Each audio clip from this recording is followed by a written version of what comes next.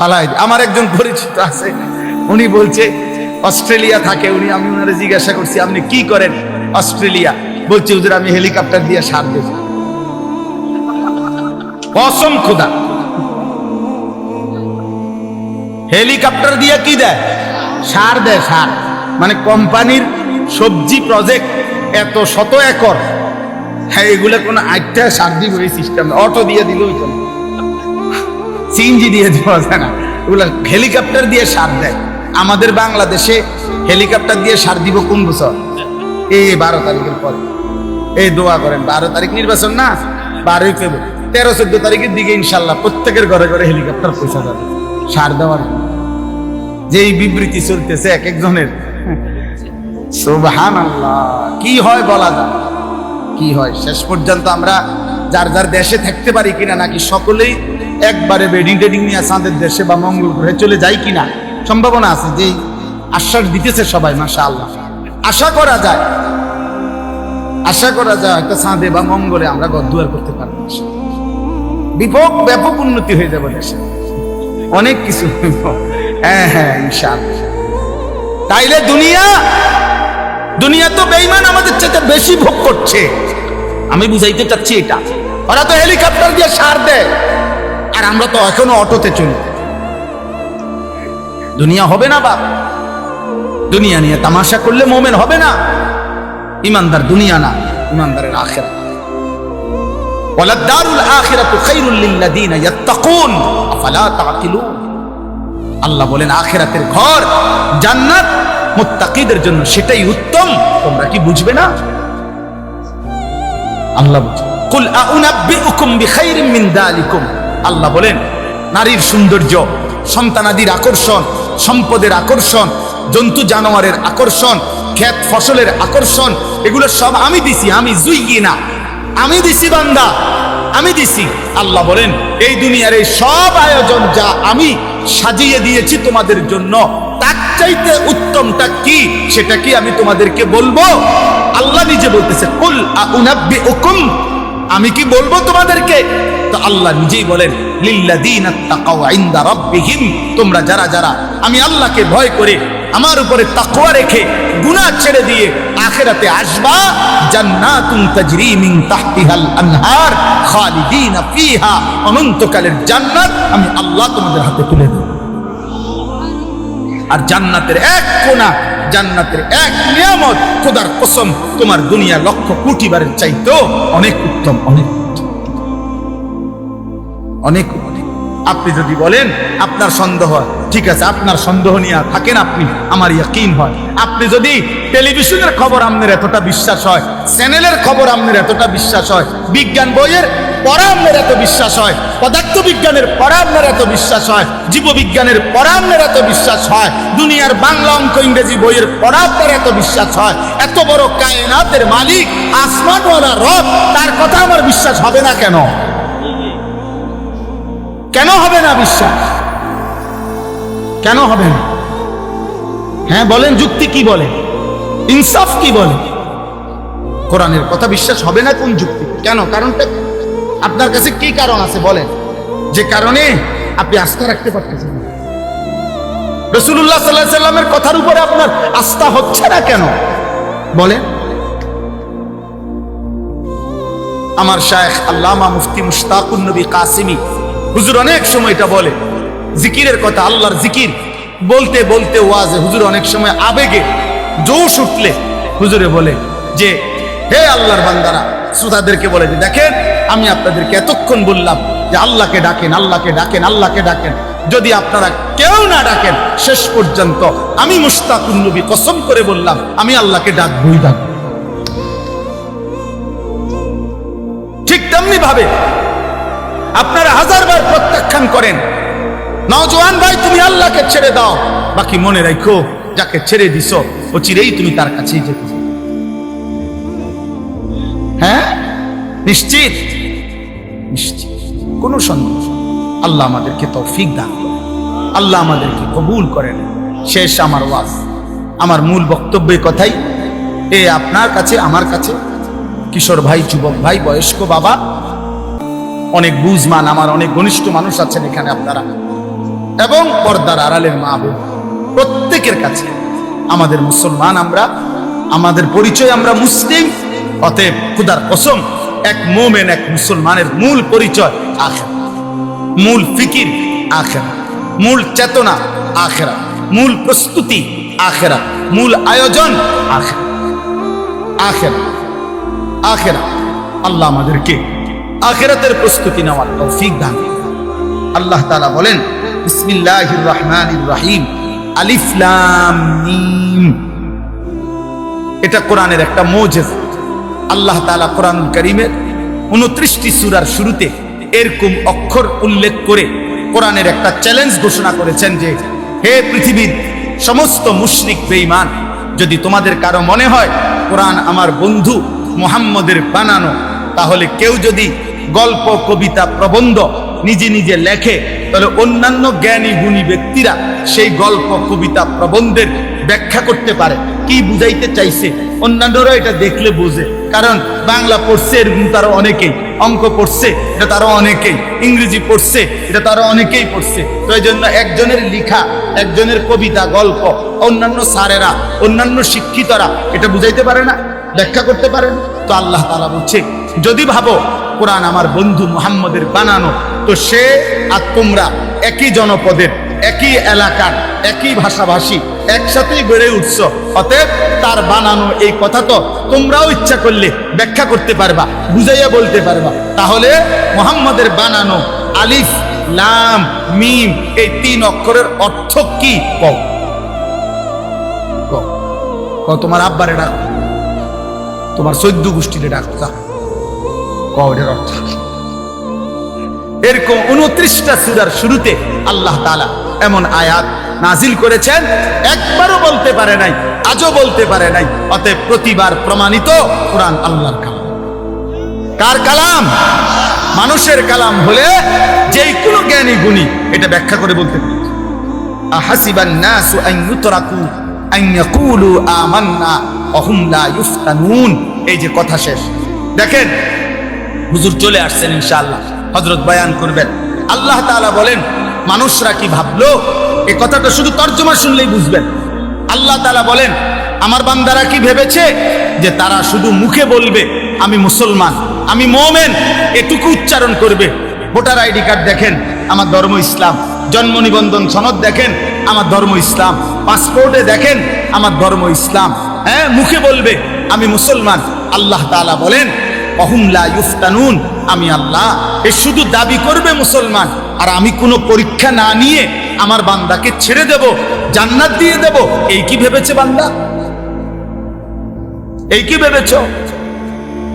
আল্লাহ তাআলা এটা জানতে চাইছে। কি ভাবছে বান্দা? আখিরাতে পাসপোর্ট দেখাইবা, আখিরাতে আইডি কার্ড, আখিরাতে জন্ম নিবন্ধন সনদ দেখাইবা? না না, আমি পরীক্ষা নেব, ইমানের পরীক্ষা দিয়ে আখিরাতে জান্নাত নিতে হবে। কি দিয়ে বলেন না? পরীক্ষা দিয়ে। কি দিয়ে বলেন? বলেন না কি দিয়ে? পরীক্ষা দিয়ে। পরীক্ষা। ওয়ালাকাদ ফাতান্নাল্লাযীনা মিন ক্বাবলিহিম, আল্লাহ বলেন প্রত্যেক জামানায় যারাই নিজেদেরকে ইমানের পরিচয় দিয়েছে আমি তাদের পরীক্ষা নিয়েছি। ফালা ইয়ালামান্নাল্লাহুল্লাযীনা সাদাকু ওয়ালা ইয়ালামান্নাল কাযিবিন। পরীক্ষা নিয়ে আমি জেনেছি ইমানের দাবিতে কে সত্যবাদী আর কে মিথ্যাবাদী।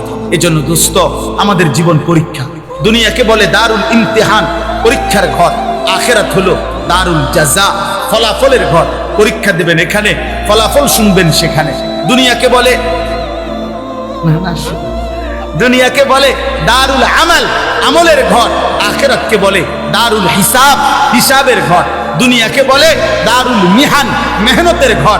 আখিরাতকে বলে দারুল জাযা, ফলাফল, প্রতিদানের ঘর। মেহনত করবেন এখানে, প্রতিদান পাবেন সেখানে। আমল করবেন এখানে, হিসাব পাবেন ওইখানে। পরীক্ষা দেবেন এখানে, ফলাফল শুনবেন ওইখানে। কথা বুঝছেন কি না? বলে পরীক্ষা দিতে হবে। পরীক্ষাটা কি?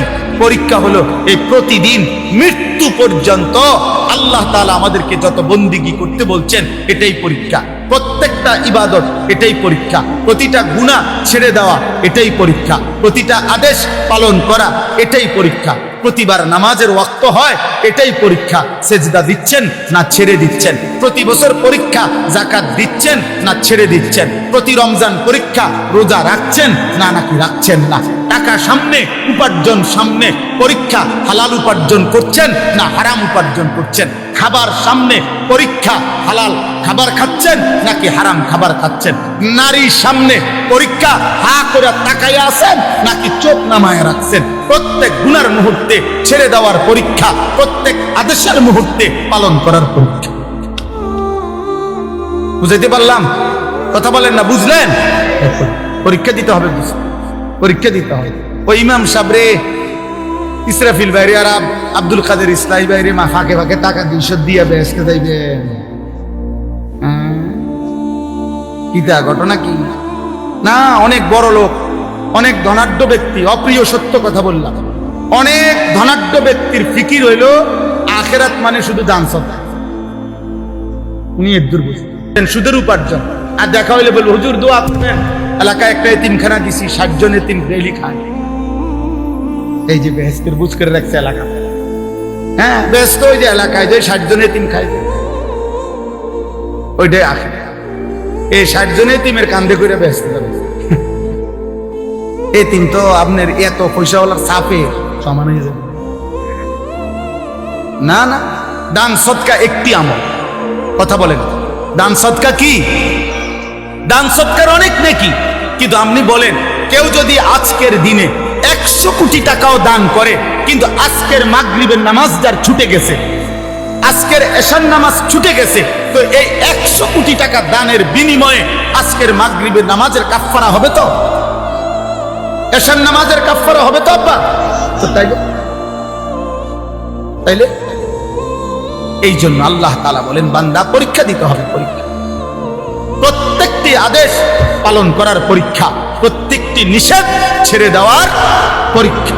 এই পরীক্ষায় উত্তীর্ণ হয়ে জান্নাতে যেতে হবে। জান্নাত মামুলি না, জান্নাত 2টা রুম আর একটা বারান্দা না, সবচেয়ে ছোট জান্নাত 10 দুনিয়া বরাবর। আপনি এটাকে মামুলি মনে করছেন?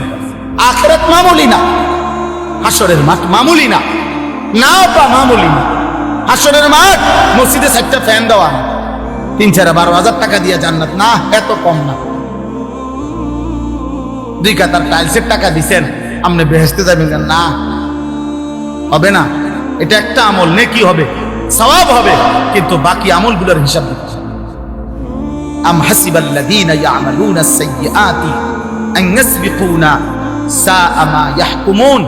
শেষ আল্লাহ বলেন বান্দা তোমরা যারা যারা প্রতিনিয়ত নাফরমানি করছো, তোমরা যদি ভেবে থাকো যে এই পৃথিবীর বহু লোককে ফাঁকি দিছ, কেউ টের পায় নাই তোমার পাপ, তোমার অপরাধ, এ কারণে যদি মনে করে থাকো যে আমি আল্লাহকেও ডিঙ্গায় ফেলবা, আমাকেও ফাঁকি দিয়ে ফেলবা, খোদার কসম আল্লাহ বলেন সাআ মা ইয়াহকুমুন, তাহলে বান্দা এটা কিন্তু তুমি বড় ভুল সিদ্ধান্ত নিয়েছো।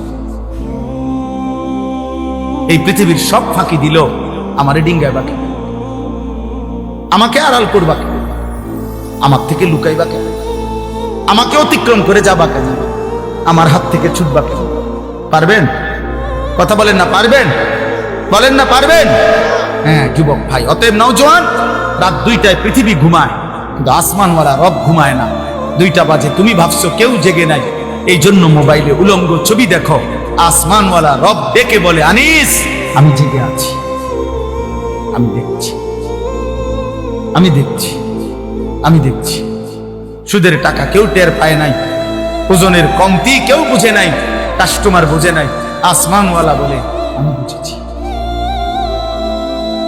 মান কানা ইয়ারজু লিকা আল্লাহ ফাইন্না আজালাল্লাহি লাআতিন ওয়া হুয়াস সামিউল আলিম। ওফ, মালিক শেষে চমৎকার কথা বলে। অতএব সব কিছু বুঝে শুনে পরীক্ষা দেওয়ার নিয়ত করে আমার যে বান্দা ঈমান আমলের পরীক্ষা দিবা, বন্দেগী ইবাদত আমল করতে থাকবা, আর মনে মনে আশা আমি আল্লাহর সাক্ষাৎ পাইবা, জান্নাত পাইবা। আল্লাহ বলে যদি এই আশা পোষণ করে থাকো, আমার বন্দেগী করতে থাকো, আমি আল্লাহ ওয়াদা দিলাম আমি একদিন নির্দিষ্ট সময়ে আমার ফেরেশতা মালাকুল মউত আজরাইলকে তোমার কাছে পাঠাবো, সে তোমাকে আমার কাছে নিয়ে আসবে, আমাকেও দেখবা, আমার জান্নাতও পাইবে। ওয়া হুয়াস সামিউল আলিম। আল্লাহ বলেন, অতএব শুনে নাও বান্দা, যাই বলো আমি সব শুনি, যাই করো আমি সব জানি, ভালোটাও জানি, মন্দটাও জানি, রাতেরটাও জানি, দিনেরটাও জানি, একাকীও জানি, প্রকাশ্যেও জানি, দিবালোকেও জানি। অতএব আমাকে লুকাইও না, আমার থেকে আড়াল করো না। আল্লাহ আমাদের সবাইকে ঈমানের জীবন দান, আমলের জীবন দান করে, আখিরাতের ফিকির দান করে, কবরের ভয় দান করে, জাহান্নামের ভয় দান করে।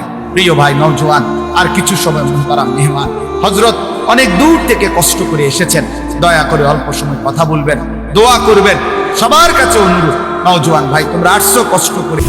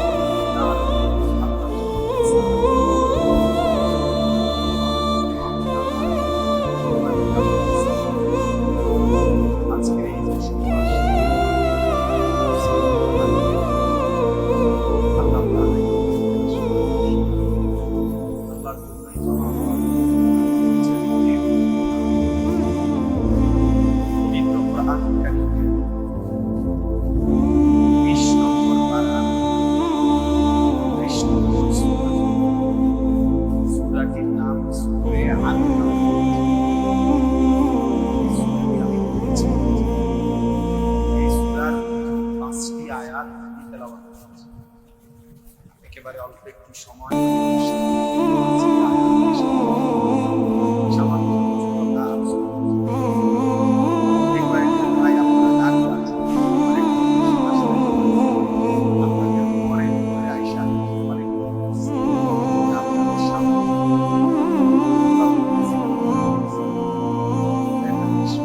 ভালো লাগবে পরে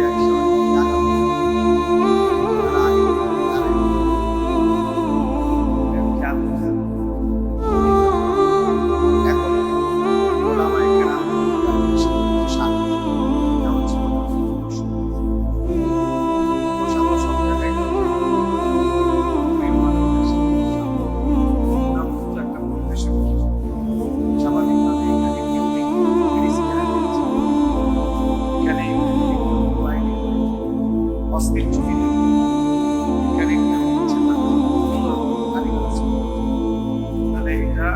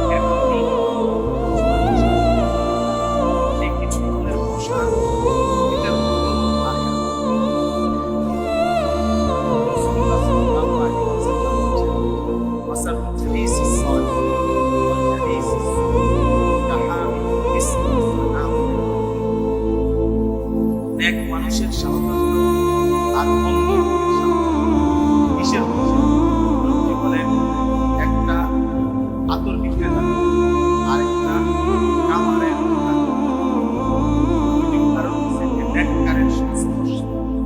আতর বিক্রেতা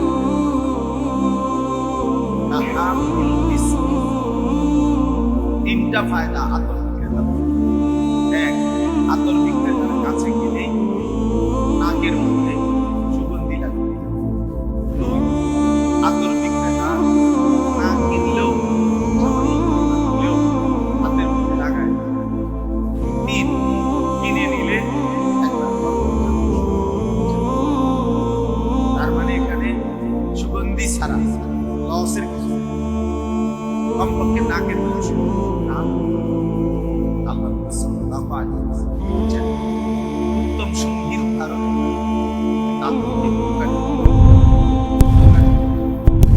এক মানুষের তাকিয়ে থাকবে আমাদের আমার আর একটু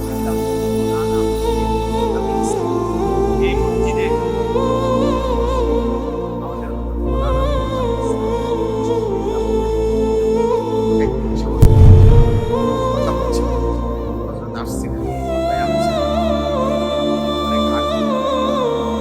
হযরত বলছেন যে মসজিদের ইমাম ওই ধারাবাহিক ইমাম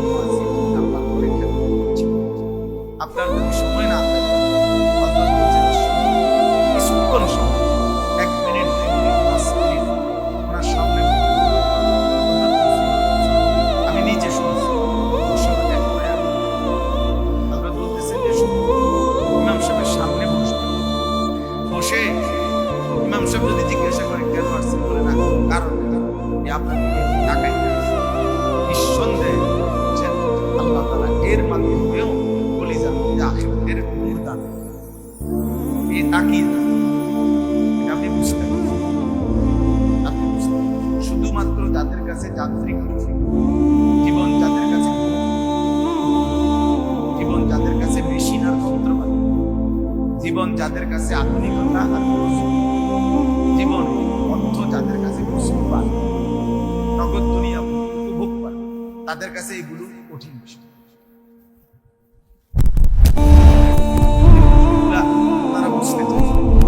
কথা যেহেতু ওনার কলিজার মধ্যে কখনোই আসে না, এই জন্য উনি এটা বোঝেন, এটা বুঝতে চায়।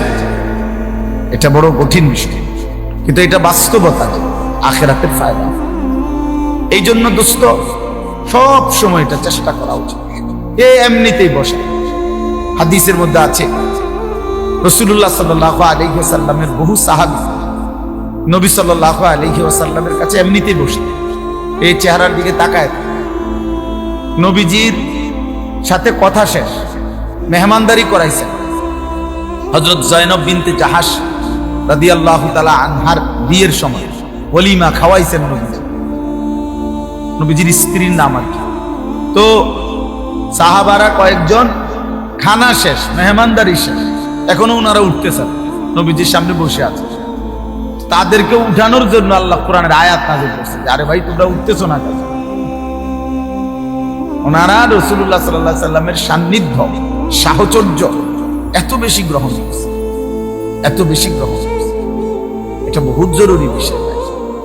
এমনি দুই চারটা নীতি কথা, মোটা দাগের ইসলামের বিধিবিধান, এগুলো আমরা সবাই জানি। এগুলোর জন্য বক্তা আসার কি আছে? চুরি করা হারাম, এটা কে না জানে? এটা আমি বুঝাইয়া করে কি? আমি বুঝাইলি কি আর এটা মুস্তাহাব হয়ে যাবে? বুঝেন নাই কথা?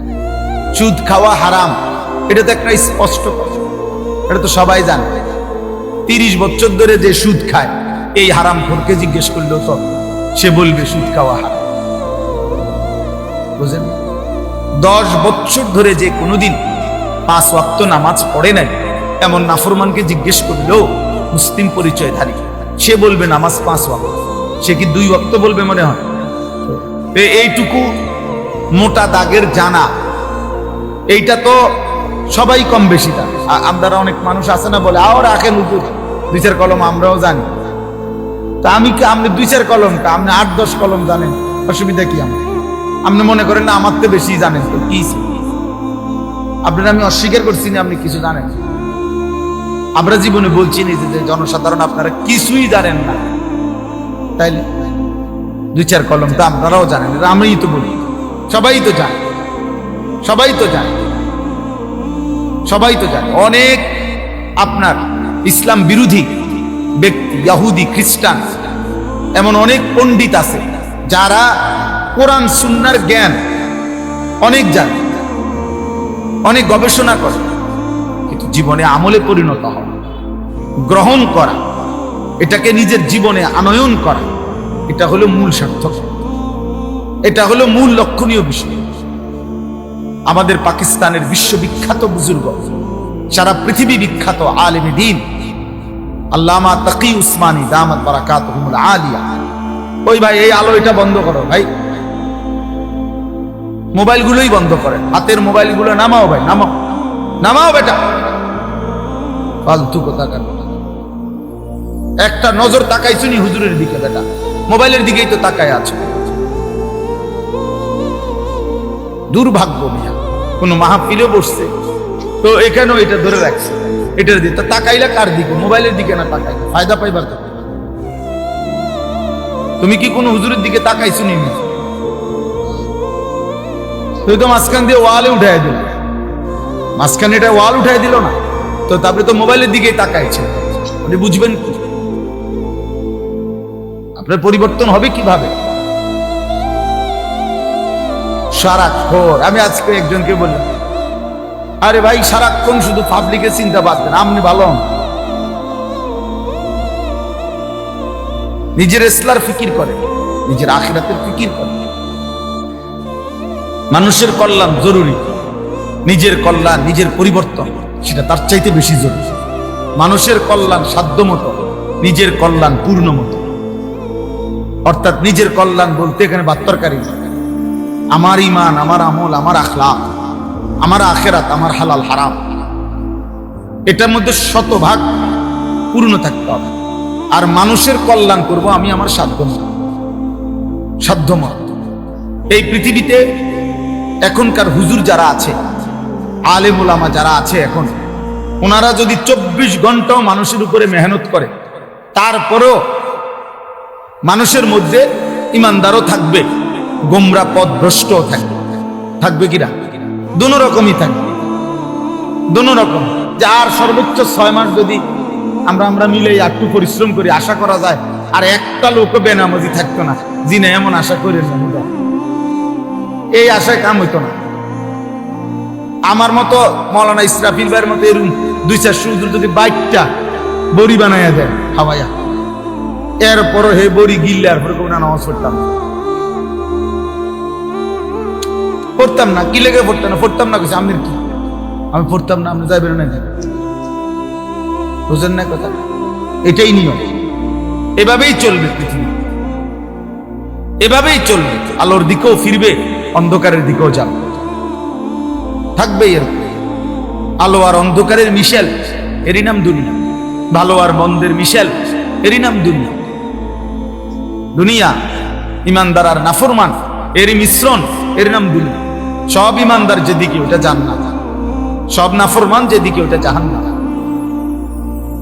সব আলো যেখানে সেটা জান্নাত, সব অন্ধকার যেখানে সেখানে জাহান্নাম। এই জন্য বললাম ভাই, আমার প্রথম কথাই যে জিন্দেগির পরিবর্তন দরকার, জীবন বদলানো দরকার। কম বেশি কথা আমরা সবাই জানি, মোটা দাগের কিছু কথা বলতেছিলাম, হুজুরের কথা। আল্লামা তাকি উসমানী দামাত বারাকাতুহু, হুজুর এত বড় মাফের আলেমে দ্বীন, পাকিস্তানের শরিয়া বোর্ডের দীর্ঘদিন পর্যন্ত প্রধান বিচারপতি ছিলেন, চিফ জাস্টিস ছিলেন। পৃথিবীর এমন কোন দেশ নাই যা তিনি সফর করেন। দুনিয়া মেরে আগে ওনার কিতাব আছে। এই সফরনামার মধ্যে সারা বিশ্ব ভ্রমণের কাহিনী ওনার বই আছে, বাংলাতেও অনুবাদ আছে। তো এই বইতে আছে উনি কানাডা সফর করছেন। ওই কানাডার সফরের কাহিনীর মধ্যে আছে যে কানাডার সবচেয়ে বড় ইউনিভার্সিটিতে ইসলামিক স্টাডিজ বিভাগ আছে, ইসলামী শিক্ষা। এবং তিনি বলেন যে সেই ইসলামী শিক্ষা ডিপার্টমেন্টের যে লাইব্রেরি, এই লাইব্রেরি উনি বলেন যে আমি পৃথিবীতে ইসলামী যত লাইব্রেরি দেখছি ইউনিভার্সিটিগুলোতে, মুসলিম যত জায়গায়, তার সকলের চাইতে সবচেয়ে বড় লাইব্রেরি এই কানাডার ওই ইউনিভার্সিটির ইসলামিক স্টাডিজ বিভাগের মধ্যে। এই পরিমাণ আরবি কিতাবাদি তাফসীর সব ওখানে আছে, সারা পৃথিবীতে যা ছাপানো হয়েছে। তিনি বলেন যারা সেখানে পড়তেছে ওদের বিষয় হলো এই ধর্মতত্ত্ব, মানে তারা ইসলাম এবং অন্যান্য ধর্মের মধ্যেও আপনার তুলনামূলক বিশ্লেষণ পড়ে। তো এই পড়তেছে যিনি ইসলামের উপরে, উনি বলেন আমি ক্লাসে গেলাম ইসলামিক স্টাডিজে, সেখানে গিয়ে দেখলাম ইসলামের উপরে অসাধারণ লেকচার দিচ্ছে, অসাধারণ বক্তব্য দিচ্ছে, দলিল ভিত্তিক। কিন্তু তিনি বলেন সেখানে দেখলাম আমি স্পষ্ট যিনি শিক্ষক, যিনি পড়াচ্ছেন তিনিও খ্রিস্টান, যে ছাত্র ছাত্রী পড়া শুনতেছে তারাও সম্পূর্ণ খ্রিস্টান।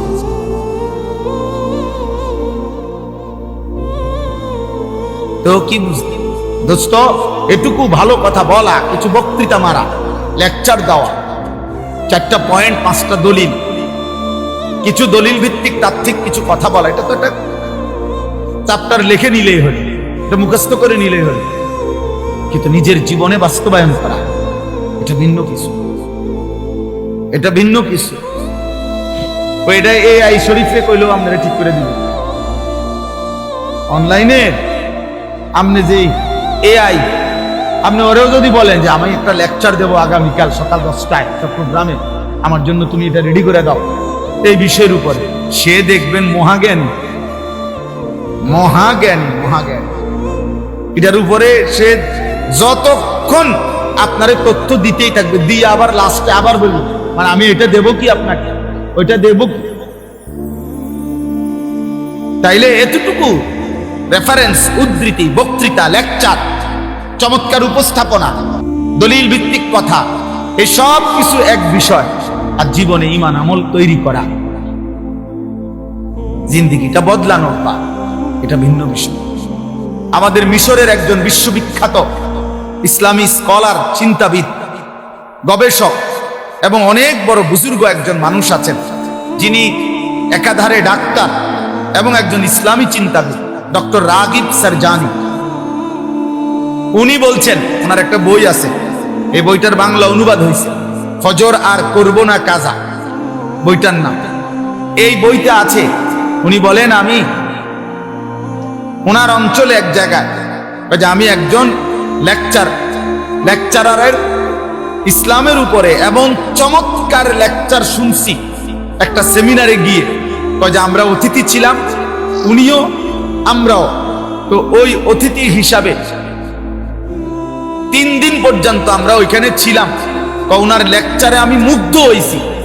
কিন্তু 3 দিন পর পর ফজরের নামাজ তিনি বলেন আমি মসজিদের জামাতে পড়ছি, কিন্তু ওই ভদ্রলোককে যিনি চমৎকার ইসলামের উপরে তাত্ত্বিক দলিল ভিত্তিক এমন হৃদয়গ্রাহী বক্তব্য দিছেন, কিন্তু আমি 3 দিনের একদিনও ফজরের নামাজের জামাতে উনাকে দেখি নাই। তৃতীয় দিন পরে 4র্থ দিন আমি ওনার কাছে গিয়ে ভাবছি উনি কোনো অসুস্থ কিনা, শারীরিকভাবে কোনো পেরেশানি আছে কিনা। এজন্য বলছি যে দেখা করতে গেছি। দেখা করতে গিয়ে এরপরে ওনাকে বলছি, হযরত জনাব আপনি নিশ্চয়ই কোনো পেরেশানিতে আছেন বা অসুস্থতায় আছেন, আপনাকে ফজরের নামাজে পরপর 3 দিন দেখলাম না, এই জন্য আপনার খোঁজ নিতে আসছি। তখন উনি বলছেন, ওই ডাক্তার সাহেব, আসলে ডাক্তার সাহেব আমাকে তো প্রতিদিন অনেকগুলো প্রোগ্রামে যেতে হয়, রাত গভীর পর্যন্ত আমাকে জাগতে হয়, জানেনই তো আল্লাহ গাফুর রাহিম। মানে কি আল্লাহ গাফুর রাহিম? মানে ফজরের নামাজ পড়ে না, বোঝেন নাই কথাটা? ফজরের নামাজ কি পড়ে না, কি বুঝাইলি? এই জন্য বুঝাইছে আর কি যে আল্লাহ গাফুর, আল্লাহ মাফ করবে। আল্লাহ ওনারে বলছে যে তোমার ব্যাপারটা আলাদা, তোমার তো আমি চিনি, আলাদা, তুমি বিশিষ্ট লেকচারার, তো তুমি বাদ করো, তোমারটা আলাদা। এটা গুরুত্বপূর্ণ আমার ভাই, এটা বুঝতে চেষ্টা করে। প্রতিটা ওয়াজ, প্রতিটা মাহফিল, আপনারা অনেক সময় বলেন যে হুজুররা কেবল আসমানের উপরের কথা, কবরের কথা, আখিরাতের কথা আর মাটির তলের কথা নিয়ে ব্যস্ত হয়ে আছে। আরে ভাইয়া, এটুকু ব্যস্ততাই তো অনেকের মধ্যে নাই, বাকি ব্যস্ততা তো আছেই।